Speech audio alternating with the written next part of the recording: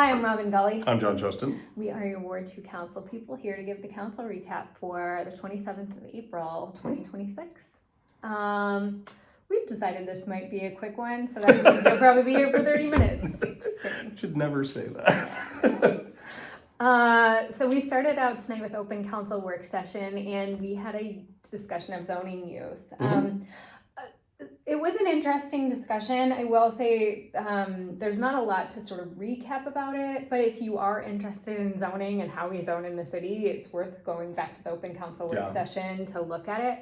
It was really like looking at things like there are things in our zoning code that really don't exist anymore, like dairy stores. Dairy stores. We don't have any dairy stores in West St. Not Paul. expecting any coming in either.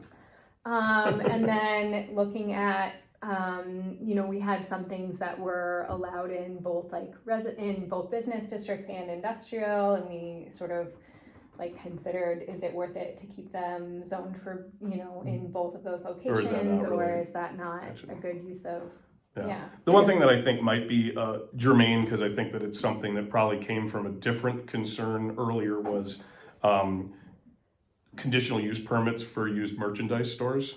And what we brought up, and there was currently a rule that if they were in B2, we're not going to get too far in the weeds, it could only be clothing and accessories. And I understand that whenever this happened, which is probably a long time ago, there was a different concept of what that meant. But between thrifting, and as I mentioned, things that I get asked about all the time, used record stores, used bookstores, things like that. Used merchandise is something that people now see as a positive.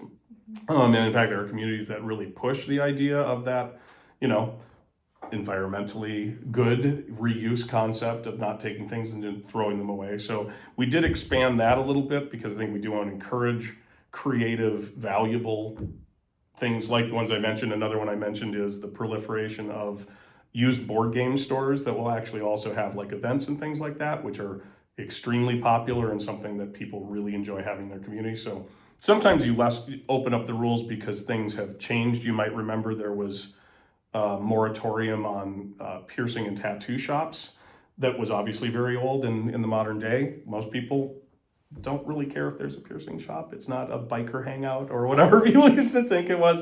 So sometimes you go through the zoning and you find these things that obviously probably fit a purpose at some point. Arguably maybe was in some cases a little reaction to fear mongering about certain kinds of businesses. And you got to go through it every so often and go this isn't really the way that the world is working right now and the perception that people have of these sorts of businesses. So I think that was going to be good one. Afterwards, I thought about things like used sporting goods, bicycle shops that do, fix up and sell bicycles at reduced rates. These are all things that people, I think, would love to see in that B2, which is the smaller business sort of area up and down Robert Street, not the big shopping mall box store thing. I think generally people have been very happy to see things like that come in, and standing in the way doesn't make a lot of sense. And even if it's just somebody has to go through a bunch of hoops and has to pay $1,300 to cover the time of staff, which actually doesn't even cover the time of staff, they might just go look down the road and say, well, South St. Paul doesn't have a way, they'll let me be where I want to be. We don't want that to happen. We want to get those businesses here. So I think it's a good thing. And I'm a nerd about zoning, so it's very exciting for me. The planning commission thing has just changed my brain permanently, I think, of doing that for all these years.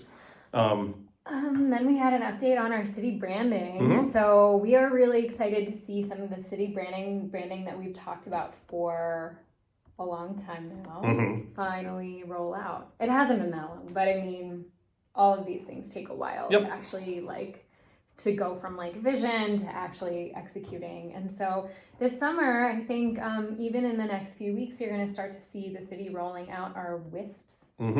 And those will be these cute little cartoon characters that we're going to use around the city to kind of tell when there's different things that we want to highlight and different things that we want you to notice in the city. Yeah.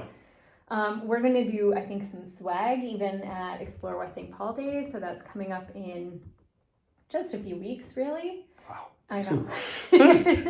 And so keep an eye out. We think that it's going to be a fun way to sort of see things highlighted in our city and see things that we want you to notice in the city. Yeah, and I think it was really interesting because the presentation, I thought it was a great start to the presentation, talking about other cities that have these sorts of things, because I think people forget about it, but like the snowman in North St. Paul, and they have all sorts of things that tie into that bizarre snowman they have, or The white bear, the polar bear in the White Bear Lake. Polar Bear and White Bear Lake, and all the places that you see that in the city, and kind of getting that sort of feel of a tying together, like this is a place with an identity.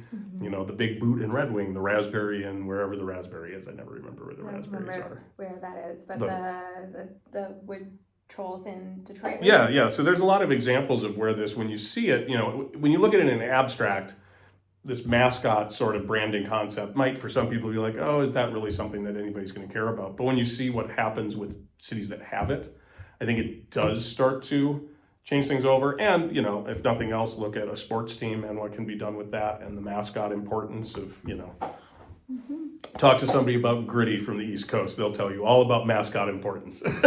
So we've just, you know, we've talked about this for a long time, but we want more things that create a sense of identity here in West St. Paul, and not just West St. Paul is close to everything, but West St. Paul is a place you want to be. Yep. So, and it's about, you know, I think this all started because there was a reconsideration of, does the West St. Paul logo really fit? And the truth is, I think we decided that it did, but it was good that that started the conversation, and that the flexibility of not just changing the logo of the city, which has a minimal effect, but actually changing this whole idea of how can we use these things to do what we want to do in the city. It's a little more active, a little more interesting. You know, I think it'll be interesting and pretty cool to see what does roll out from this, and I think people are really going to like it. I think so too. Yeah. And you'll see a lot of our like city colors and things even rolled into like the pool reconstruction is going to have some of our city colors in it. The Kennedy Park Playground incorporates our city colors. And, you know, again, that's something that I'm not a branding expert by any means, which you could probably tell if you've paid attention to my store's branding, which is one logo that we did a long time ago. But when I see it in action, I'm like, oh, I get it now. Like, seeing the unification of the colors is something I was like, oh yeah, we should probably do that. That probably makes sense. And now when you start to see it pop up over and over, and all of a sudden when you get a postcard in the mail, it's like, oh, this is probably from the city of West St. Paul, instead of this could be from anybody. I think those things really make a difference on a base level that's kind of important for city identity, and we're a city that deserves our identity. That's right. We're a weird, wonderful bunch here, and we like it. We like it. Okay, and then we got into the council meeting.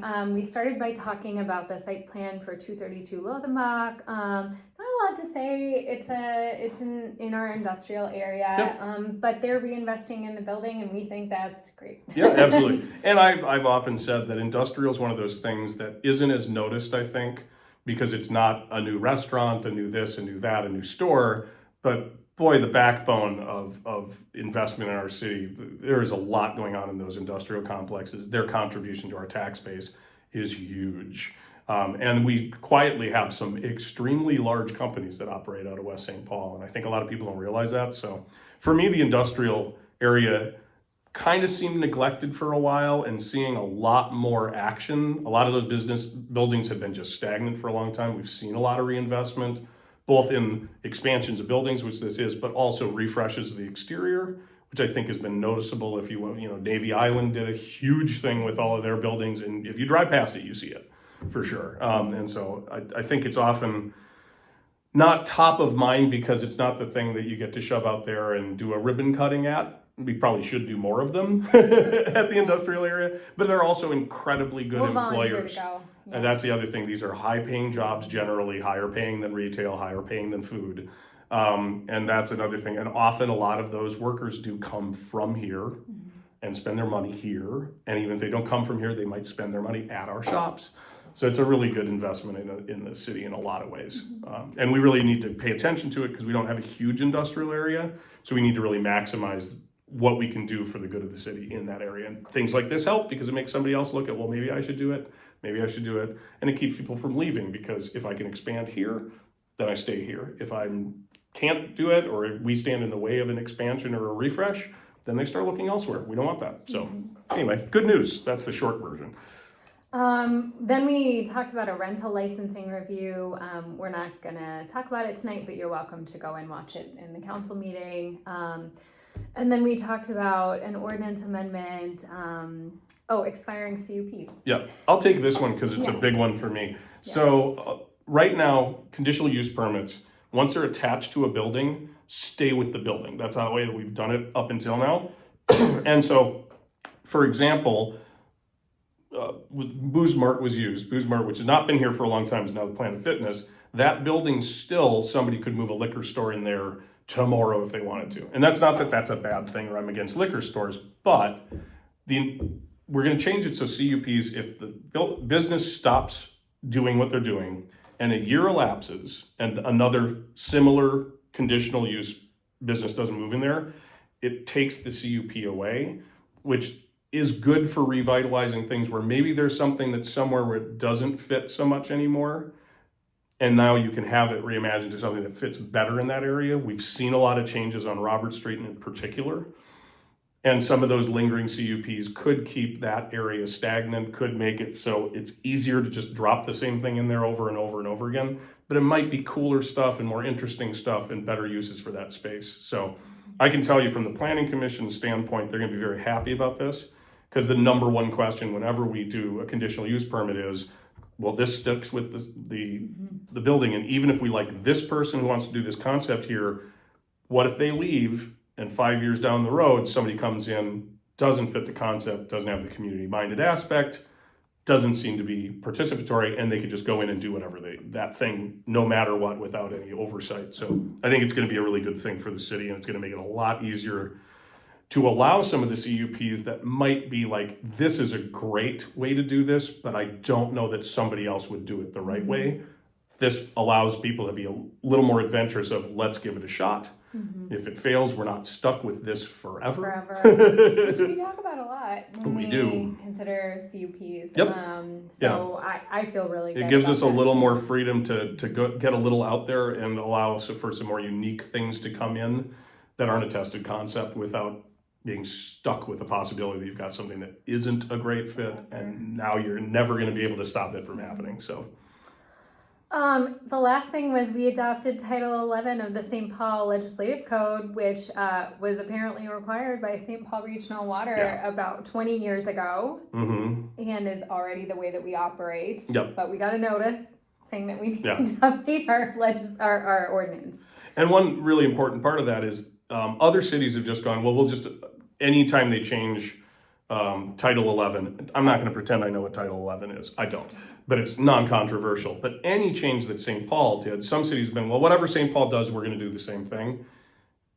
That's not a West St. Paul way to do stuff. We want to take a look. If there's changes, we want to make sure it fits West St. Paul because we're a different city than St. Paul. And we're a different city than Mendota Heights and Inver Grove and everywhere else. So, you know, this one's fine, but doing a blanket thing where, well, we'll just follow whatever amendments happen is just simply, to me, bad governance. So, no offense to the people that decided to do it that way. Your city's your city, that's cool. We didn't spend a lot of time talking about it, but we had good recommendations from our city engineer and our city manager on this, which we really think they're great. They give us good advice. So that was it. That is it. That was the whole thing. We did it. That's under 10 minutes. That might be a new record of shortness since the very earliest day we did it. All right, well, thanks everyone. We will see you in a couple weeks. Have a great night.